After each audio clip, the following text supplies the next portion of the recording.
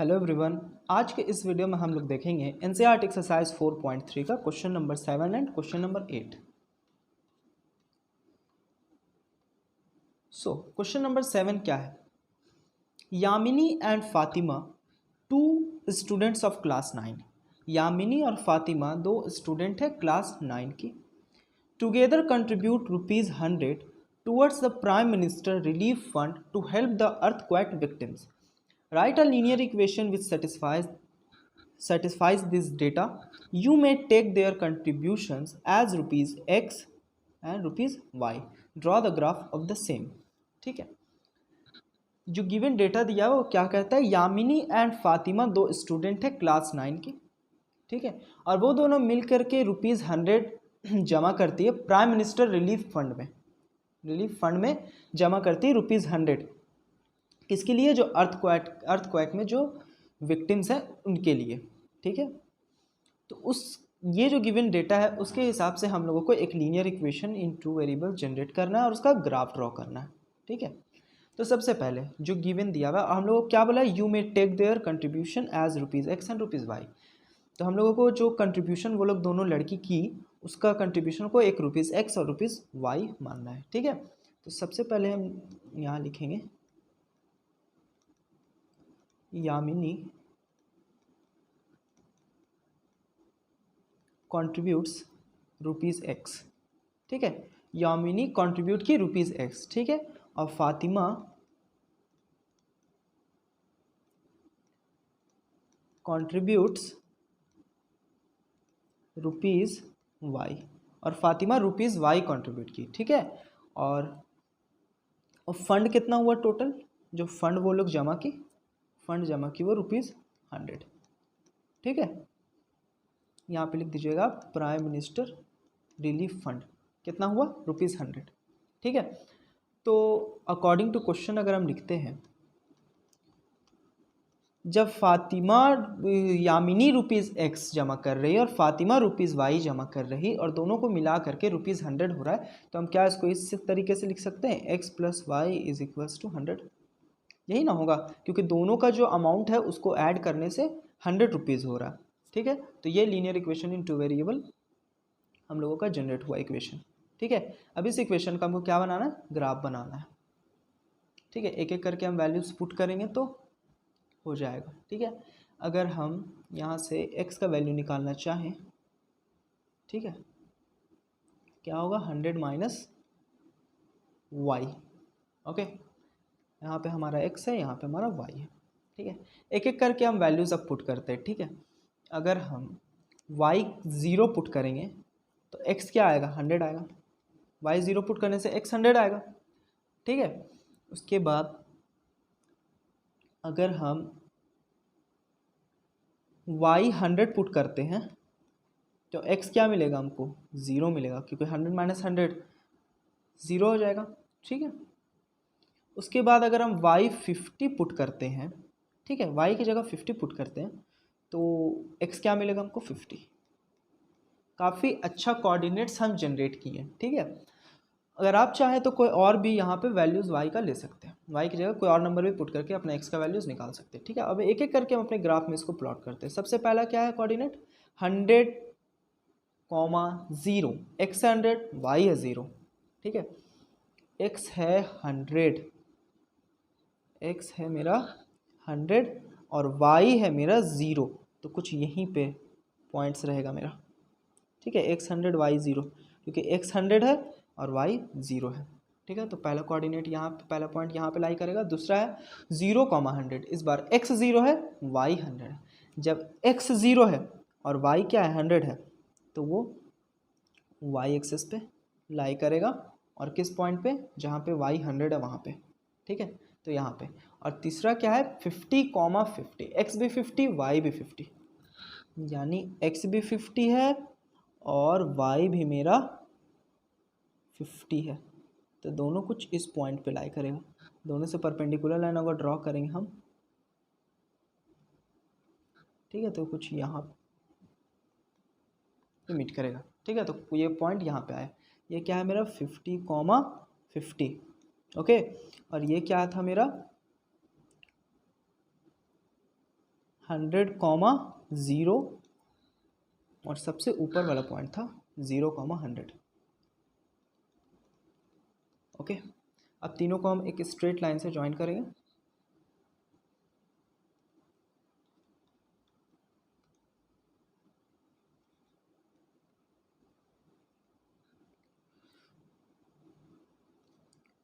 कुछ इस तरीके से ये स्ट्रेट लाइन में मिलेगा।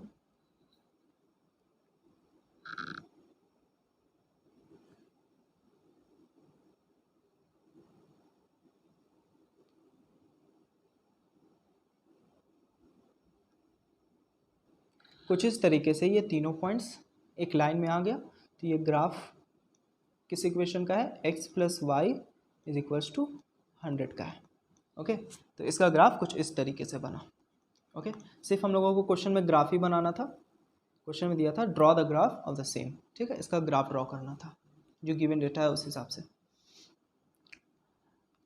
अब नेक्स्ट क्वेश्चन है हमारा, in a countries like USA and Canada temperature is measured in Fahrenheit, ठीक है, where as in India like India it is measured in Celsius. Here is a linear equation that converts Fahrenheit into Celsius. F is equals to 9/5 into degree Celsius plus 32, ठीक है। तो draw the, उसके बाद ये question है कुछ, ठीक है। क्वेश्चन क्या कहता है, in a countries like USA and Canada, USA और कनाडा में जो भी टेम्परेचर तापमान है वो फ़ारेनहाइट में नापा जाता है, ठीक है। और लाइक इंडिया में हम लोग तापमान यानी टेम्परेचर को मेज़र करते हैं सेल्सियस में, ठीक है। तो हम लोगों को एक लीनियर इक्वेशन दिया हुआ है कि फ़ारेनहाइट को सेल्सियस में किस तरीके से चेंज कर सकते हैं। सो फ़ारेनहाइट किसके बराबर होता है, 9/5 ऑफ डिग्री सेल्सियस, ठीक है। डिग्री सेल्सियस का अगर हम 9/5 कर दें और उसमें 32 ऐड कर दें तो वो फ़ारेनहाइट में चेंज हो जाता है, ठीक है। तो ये दो वेरिएबल्स है, यहाँ पे एक वेरिएबल f है और एक वेरिएबल यहाँ पे c है। तो ऑलरेडी ये इक्वेशन हमको जनरेट करके दिया हुआ है। एक एक करके अगर हम c का वैल्यू पुट करेंगे हमको f मिलते जाएगा, है ना। और अगर हम f निकालना चाहते हैं, f के c निकालना चाहते हैं, c को इधर ही छोड़ देंगे, बाकी सारे को उधर कर देंगे। तो उस हिसाब से जब ऑलरेडी यहाँ पे f इज इक्वल्स टू इतना दिया हुआ है तो हम c का वैल्यूज पुट करते जाएंगे और f हमको मिलता चला जाएगा, ठीक है। तो फ़ारेनहाइट किसके बराबर है, यहाँ पे एक बार हम लिख लेते हैं, f is equals to 9/5 of degree Celsius और प्लस में 32। ये रिलेशन है फ़ारेनहाइट और सेल्सियस का, ठीक है। अब हम एक एक करके c का हम एक ऐसा वैल्यू पुट करेंगे, c का हम एक ऐसा वैल्यू पुट करेंगे जो कि 5 का मल्टीपल होगा। ऐसा हम क्यों पुट करेंगे, आखिर हम ऐसा क्यों करेंगे, क्योंकि c के जगह पे हम कुछ भी पुट करेंगे तो वो 5 से ईजिली कट जाना चाहिए। अगर डेसिमल में मेरा आंसर आता है तो ग्राफ में प्लॉट करना थोड़ा डिफिकल्ट हो जाता है, ठीक है। अगर डेसिमल में 0.5 आ गया तब तो ईजी है, लेकिन 0.2575 तो थोड़ा दिक्कत होता है प्लॉट करने में। तो इसीलिए हम ज़्यादा डेसिमल नहीं रखने का कोशिश करते हैं, ठीक है। तो अगर हम XY, ठीक है, तो अगर हम XY नहीं सॉरी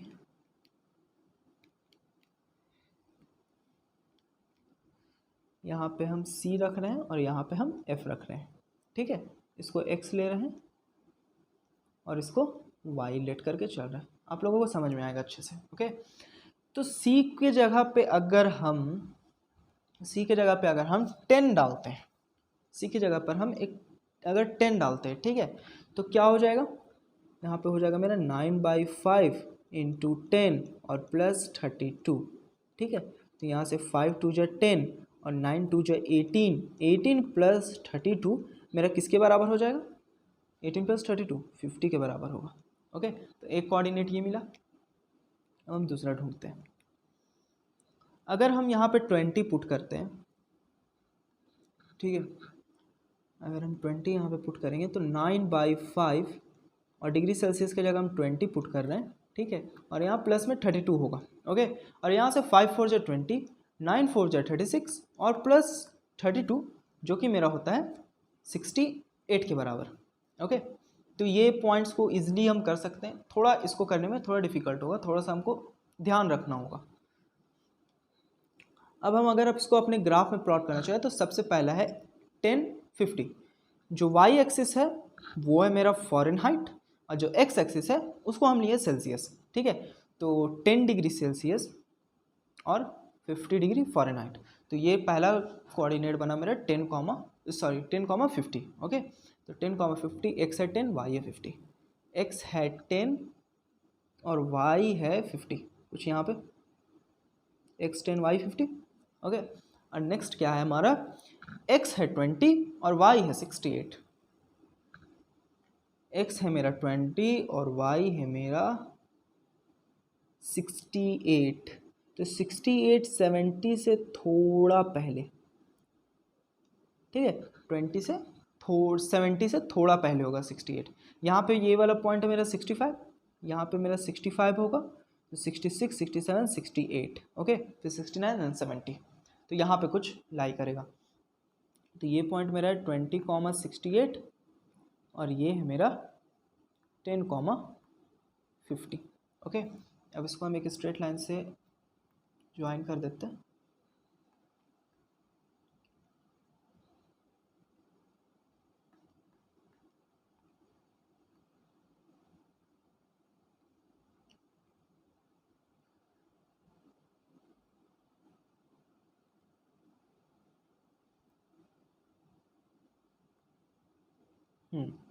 कुछ इस तरीके से ये मिलेगा, और इसका जो ग्राफ का नाम है वो लिख देते हैं हम।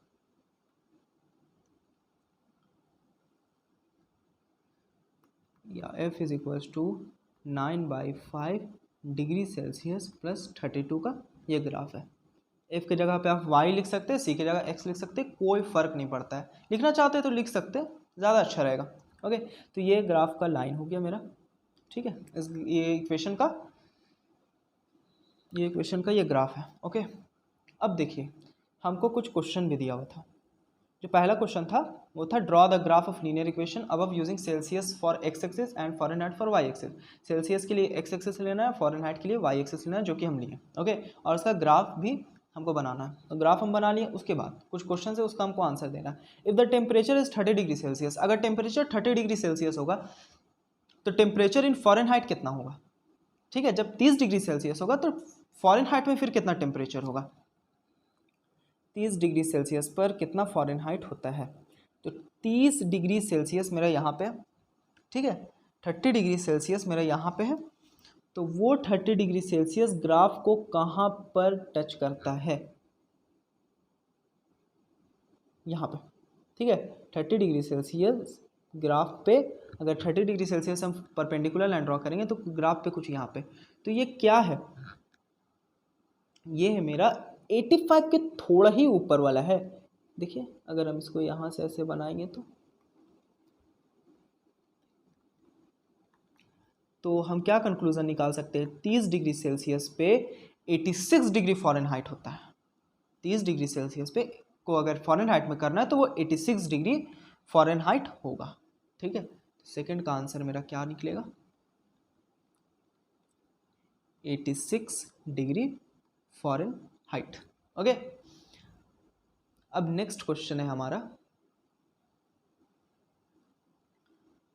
If the temperature is 95 degree Fahrenheit, अगर टेम्परेचर 95 डिग्री फ़ारेनहाइट होगा तो what is the temperature in Celsius.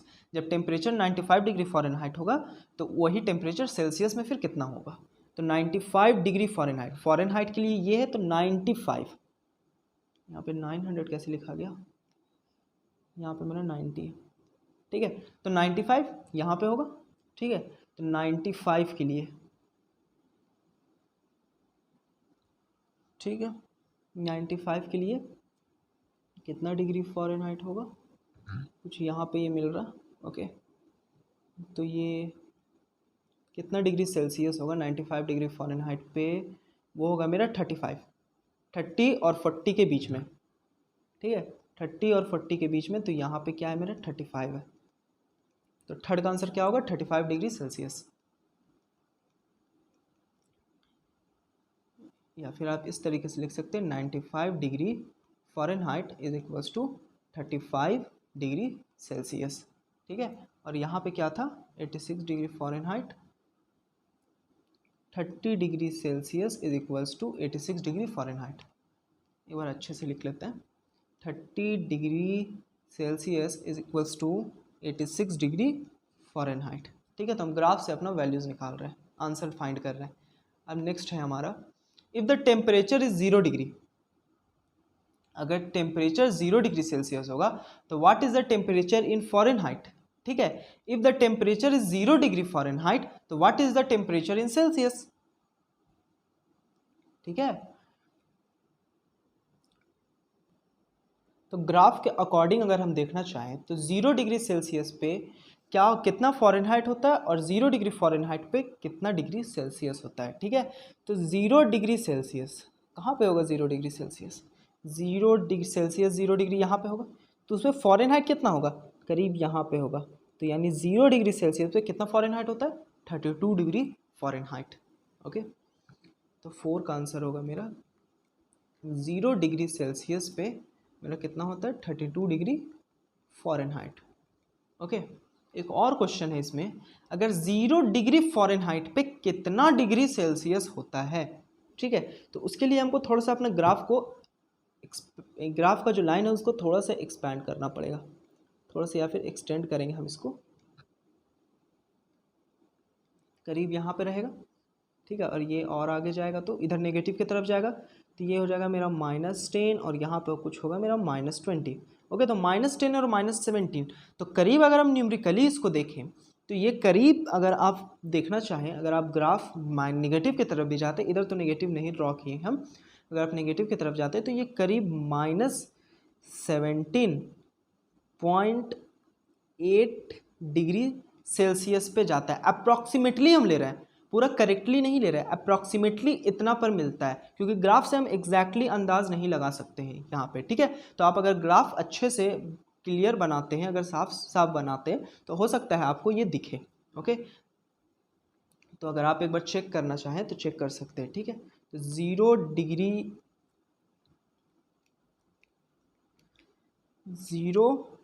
Degree Fahrenheit पे कितना होता है, -17.8 डिग्री सेल्सियस होता है अप्रॉक्सीमेटली। ठीक है,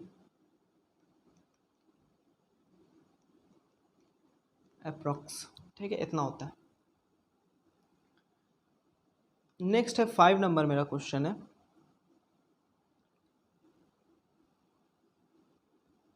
क्या कहता है, if there are temperature which is numerically the same in both Fahrenheit and Celsius, if yes find it। ठीक है, किस जगह पे न्यूमेरिकली कब फॉरेनहाइट और सेल्सियस इक्वल होता है। ठीक है, दोनों फॉरेनहाइट और सेल्सियस इक्वल होता है। तो अगर हम अपने ग्राफ से देखें, ठीक है, तो यहाँ पर ये तो कहीं पे इक्वल नहीं दिख रहा। ठीक है, दोनों का कोऑर्डिनेट कहीं इक्वल नहीं आ रहा। अगर हम नेगेटिव की तरफ अपना अगर चेक करें, ठीक है, नेगेटिव की तरफ चेक करें, तो अगर हम इसको और एक्सटेंड करेंगे, अपने लाइन को और एक्सटेंड करेंगे, तो न्यूमेरिकली इक्वल कब होता है। ठीक है, हम फॉर्मूला के हिसाब से बता रहे हैं, न्यूमेरिकली इक्वल कब होता है आप लोगों का, -40 डिग्री सेल्सियस पे -40 डिग्री फॉरेनहाइट होता है। अगर आप ग्राफ को और एक्सटेंड करते हैं तो दोनों का कोऑर्डिनेट, अगर नेगेटिव तरफ आप जाते हैं तो दोनों का लाइन जो है वो -40 x भी होगा और y भी -40 होगा। उस पोजीशन पे मेरा ग्राफ कुछ इस तरीके से ग्राफ का लाइन लाई करेगा। ठीक है, इधर से भी -40 होगा, ठीक है, और इधर से भी मेरा -40 होगा। ओके, तो इस तरीके से अगर आप ग्राफ को एक्सटेंड करते हैं तो हम ये क्या बोलते हैं, फॉर्मूला के हिसाब से बता रहे हैं कि -40 डिग्री सेल्सियस पे -40 डिग्री फॉरेनहाइट ही होता है। ओके, आप एक बार चेक कर लीजिएगा। ठीक है, तो इसी क्वेश्चन के साथ मेरा एक्सरसाइज 4.3 खत्म होता है। तो मिलते हैं नेक्स्ट वीडियो में इसी एक्सरसाइज के नेक्स्ट क्वेश्चन के साथ। Thank you so much guys for watching the video.